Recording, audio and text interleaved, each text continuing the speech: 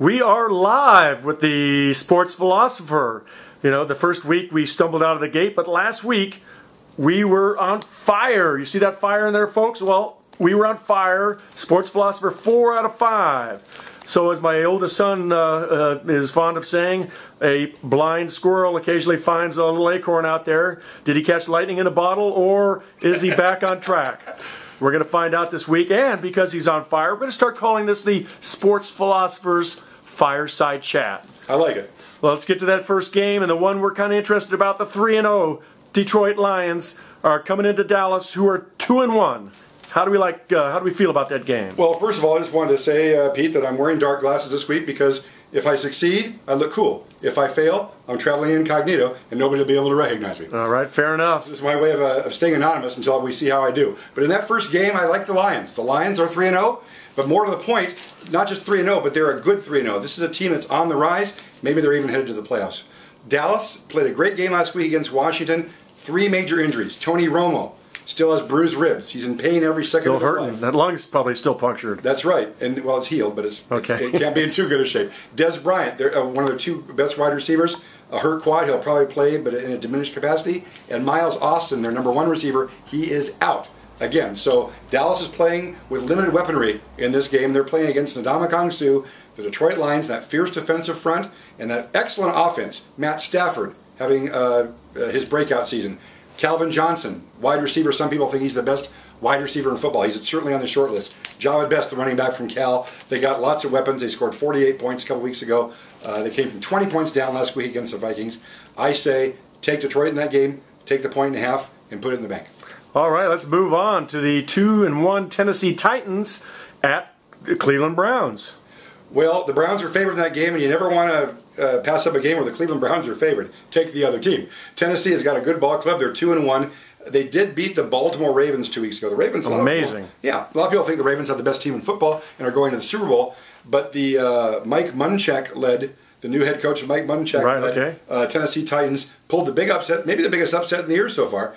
And then last week they won again. Tennessee has got Matt Hasselbeck, the ex-Pro Bowl quarterback from Seattle, lending a lot of maturity and stability to that team. I say in that game, take Tennessee, take the points, and put that one in the bank.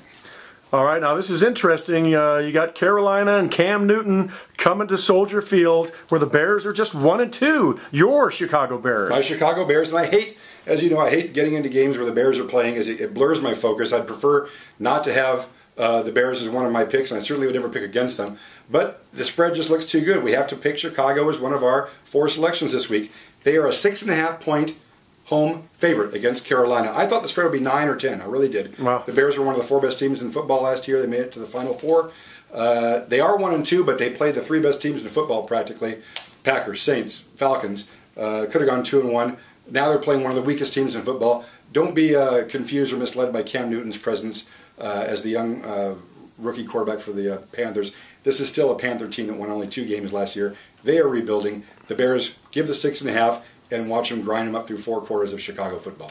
Okay, we're having fun. Might as well do one more. Buffalo, the amazing Buffalo Bills, the only undefeated team in the American Conference, 3-0 at Cincinnati. Yeah, I mean, it's hard to get used to the idea that Buffalo is one of the real contenders this year for a playoff spot. Of course, 20 years ago, they made it to 4 Super Bowls and lost them all.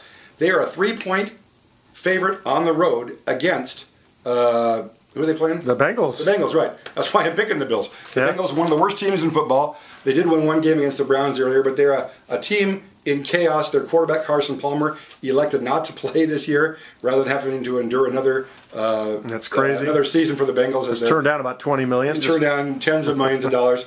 Andy Dalton is their quarterback. He's doing his best, but he's just not top drawer. Ryan Fitzpatrick, the quarterback of the Bills, is top drawer. He's got a lot of weapons to throw to. Fred Jackson, a top-class running back to hand the ball off to. This Bill team has scored something like 108 points in 3 games.